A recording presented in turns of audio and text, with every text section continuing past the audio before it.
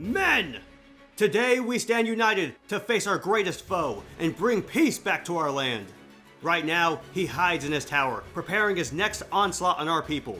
For generations we have sat idly and given in to his demands, but no longer.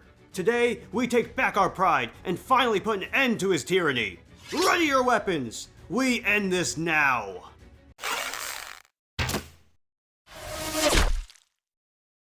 I win! Allow me to introduce you to MediEvil, the 1998 action platformer for the Playstation 1. The story goes like this. An evil sorcerer by the name of Zarock tries to take over the land of Gallowmere. But before he gets the chance, a great hero by the name of Sir Daniel Fortesque leads Gallowmere's army in a battle against the sorcerer and his demon army, defeating him and bringing peace to Gallowmere. At least that's what we're led to believe for like 5 minutes. Because 100 years later, it's revealed that Sir Daniel Fortesque did not kill Zarock, and the sorcerer had instead gone into hiding, and had now returned to try to take over Gallowmere once again.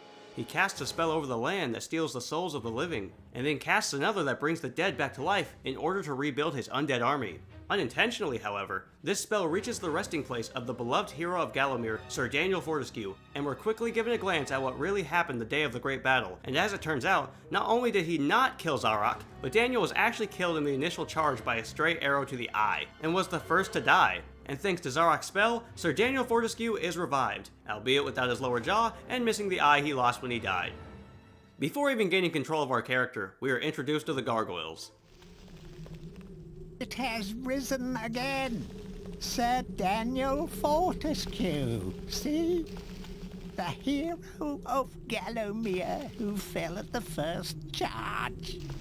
The fog of war and the shrouds of time conspire to turn the arrow fodder into the saviour of the day. But we knows better.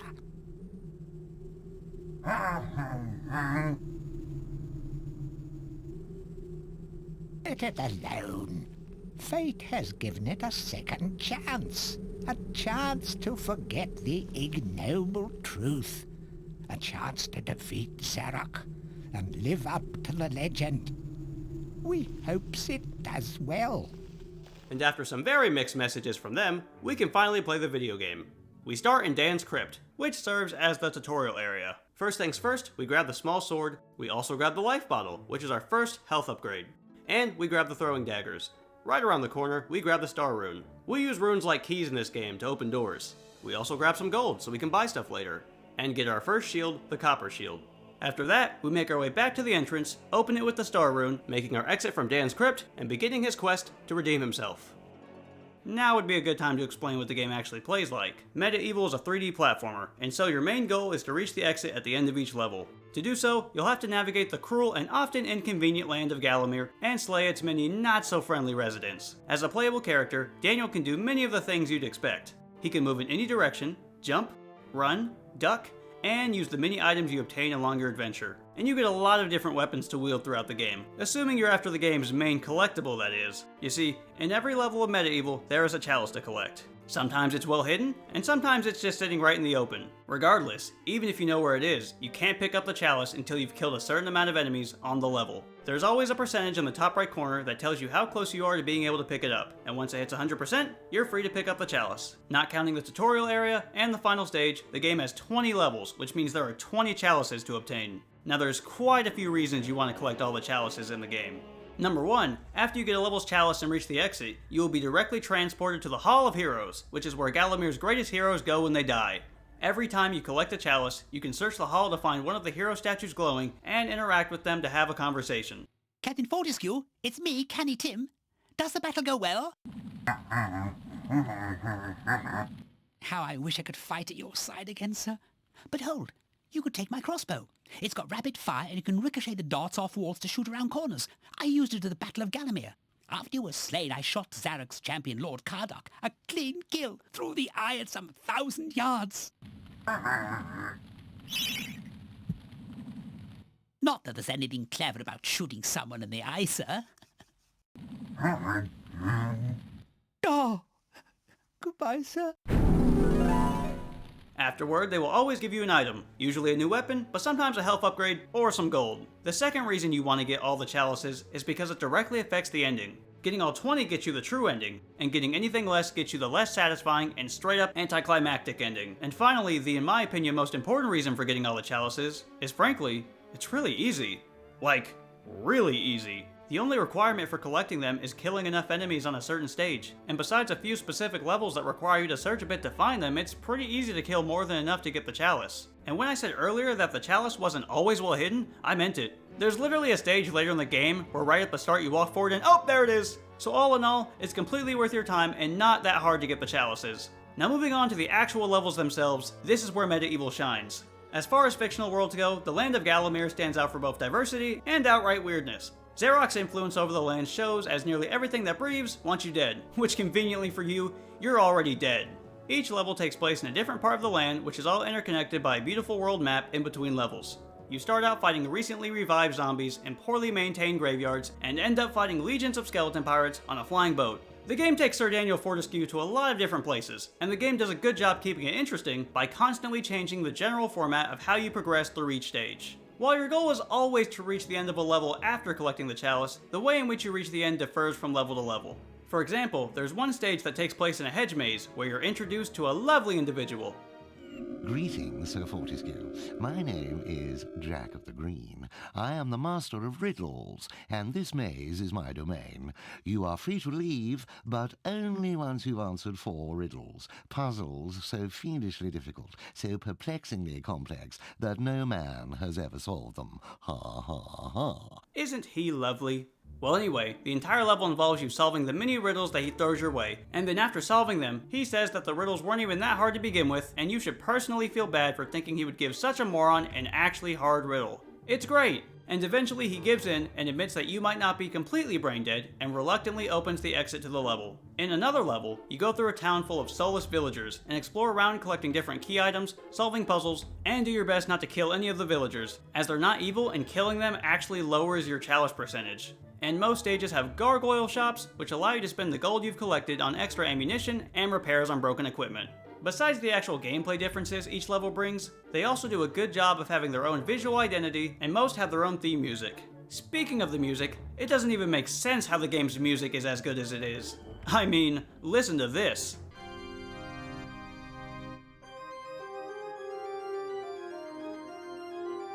Like, bro. Whenever I think of MediEvil, one of the first things that comes to mind is the game's atmosphere, and a large part of that is the game's music.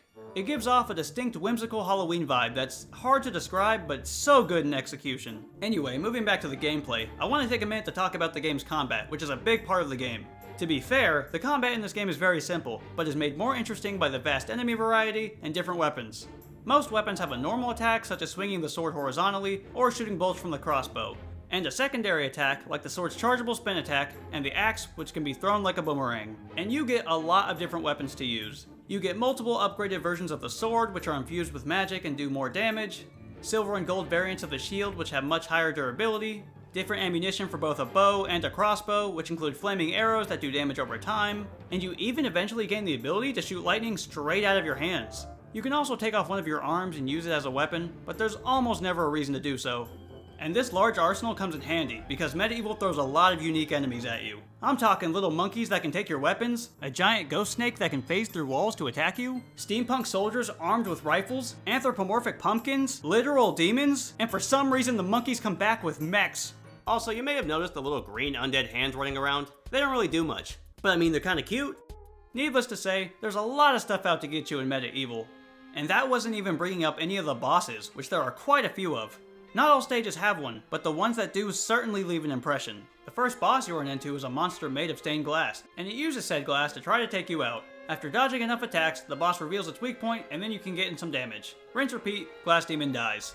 Then there's a fight where you battle 2 demons while you ride on a floating platform. You have to use your ranged weapons to do damage to them, all while trying to avoid slipping off and meeting a grim end. And then there's the Pumpkin King, which, I'ma just be honest for a second, this boss kinda blows. Right after the boss fight starts, you just run over to him and start whacking, and if you got a good weapon, the man can only make it a few seconds. Yeah, he's not really an interesting boss, I just felt like mentioning him because it's kinda funny. But overall, the boss fights are fun, and are unique encounters that add some spice to the game. Now I talked about the story back at the beginning of the video, and haven't really mentioned anything else about it up until now, so let's talk about it a bit more. Not long after the start of the game, Zarok finds out that Daniel has come back to life and has returned to stop him. So, even from the shackles of death, my old enemy pursues me. You're too late, Fortesque. Already my army has risen from the grave. You will never leave this necropolis. From there, Daniel continues moving throughout the land of Gallowmere, assisting many interesting individuals, such as helping free the mayor of Gallowmere from the dungeon Zarock locked him in, and helping reunite some little fairies with the rest of their family. Thank you for releasing me, sir. Why do you exist? Eventually, after a long and perilous journey, Daniel makes his way to Zarock's tower to confront him and free the land of Gallowmere once again. So the plot stays pretty simple, and is mostly fleshed out by the small quests you do for the characters you meet along the way. And that brings me to the most important quality that MediEvil has as a game: charm!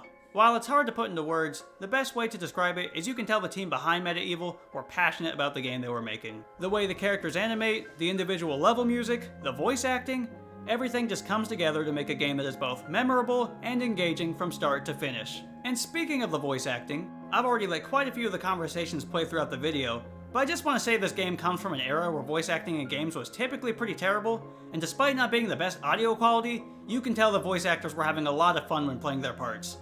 Dan, tell me, what's a warrior queen gotta do to meet someone like you?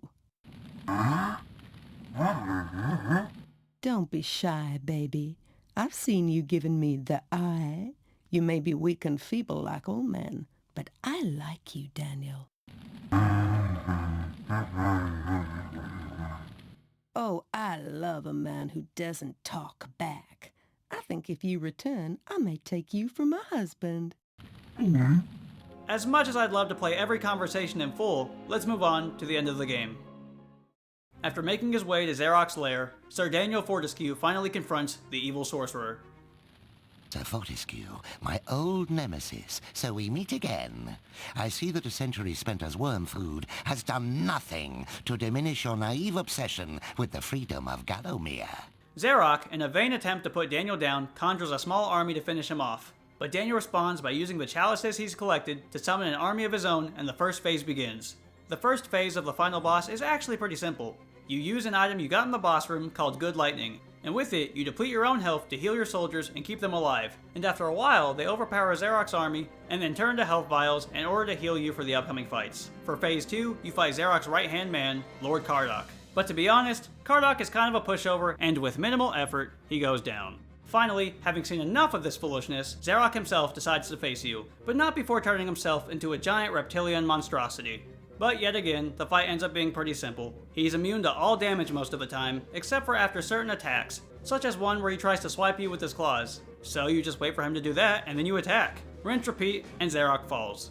With one final spell cast before he died, Zarock's entire lair falls apart, and our hero makes it out just in the nick of time, and is saved by a giant bird. The bird carries him across Gallowmere, where he sees the many lost souls returning to their bodies, and sunlight returning once again. The bird then drops him off back at his crypt, and he returns back to his eternal slumber once more.